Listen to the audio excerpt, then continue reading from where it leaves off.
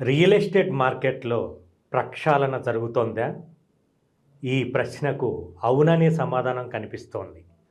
2 సంవత్సరాల క్రితం వరకు రియల్ ఎస్టేట్‌లోకి ఎవరొచ్చినా అప్పుడొక ప్లాటు అమ్మగలిగేవాళ్ళు. కానీ ఇప్పుడు కొంతమందికే రియల్ ఎస్టేట్‌లో బిజినెస్ అవుతుంది.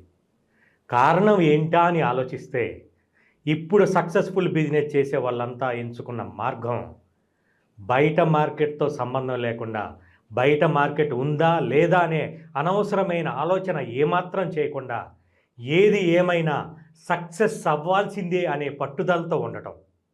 అవును. ఇది ఖచ్చితంగా నిజం.